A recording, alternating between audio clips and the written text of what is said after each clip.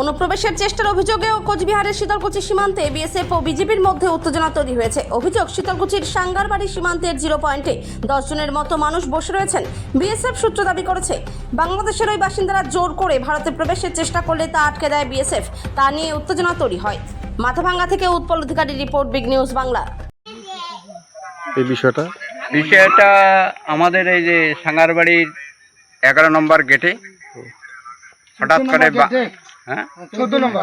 14 নম্বর গেটে হঠাৎ করে বাংলাদেশ থেকে 10 থেকে 12 জন নারী পুরুষ সহ অনুপ্রবেশকারী ভারতে ঢোকার জন্য চেষ্টা করে।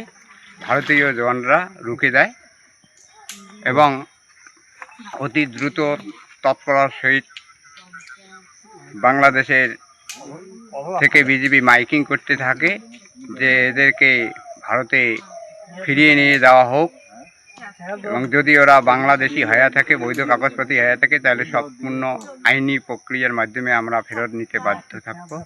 কিন্তু ভারতীয় বিএসএফ ভারতে ঢুকতে দেয়নি এবং ওদেরকে ওইখানে রুখে দেয়। ওরা 0 সীমান্তে এখন বসবাস করতেছে।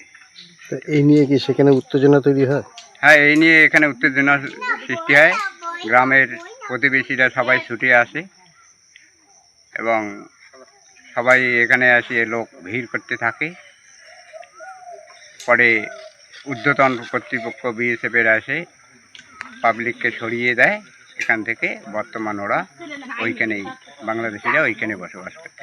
তার মানে এরা বাংলাদেশেও নিচ্ছে না, ইন্ডিয়াতেও নিচ্ছে না? না, কেউ নিচ্ছে না। কিন্তু এই লোকগুলো কোথাকার? এই লোকগুলো প্রকৃত বাংলাদেশের। এরা বেআইনিভাবে বাংলা থেকে ইন্ডিয়া এসে বসবাস করতেছিল। ভারতীয় জওয়ানরা তাদের ওইদিকে পুশব্যাক করে দিয়েছে এবং বাংলাদেশের বিজেপি সেটা নিচ্ছে। আপনার নামটা কি? আমার নাম তপন বর্মন। তপন বর্মন। যেটা আমি শুনলাম, সকালবেলা শুনলাম বাংলাদেশ থেকে বর্ডারে লোক আছে পালা হয় আসিয়া, আমিও সেটাই দেখলাম ওইদিকে। সকালবেলা তো ওইদিকে এখন ওখানে যাইতে দিচ্ছে না বিএসএফ, এইটুকুই। কতজন আসছে সেটা তো বলতে পারলাম না, 8-9 জন এরকম। যারা ওখানে আসছে তারা কি সব বাংলাদেশি? হ্যাঁ, বাংলাদেশি তো। মানে কি মনে হয় ওরা এখানে কেন জমায়েত করে আছে? এখন তারা ইন্ডিয়া আসতে চাচ্ছে এরকম তাদের মনে হয়, যেহেতু এদিকে। কিন্তু বিএসএফ তাদেরকে ওখানে আটকে রেখেছে। না, বিএসএফ তো আসতে দিচ্ছে না। আসতে দিচ্ছে।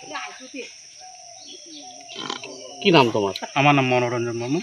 এই জায়গাটার নাম সাঙ্গারবাড়ি।